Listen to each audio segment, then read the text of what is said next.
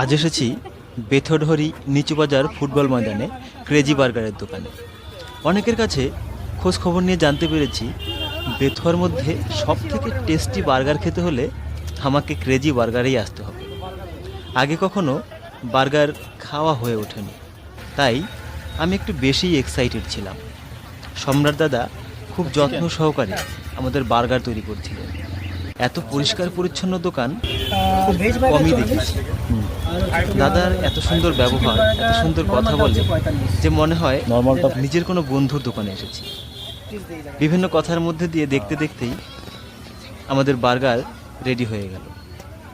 Burger হাতে নিয়ে বেশি দেরি করলাম না, কারণ প্রথমেই বলেছিলাম আমি খুব এক্সাইটেড, তাই বেশি ভাবনা চিন্তা না করে সোজা মুখে চালান করে দিলাম।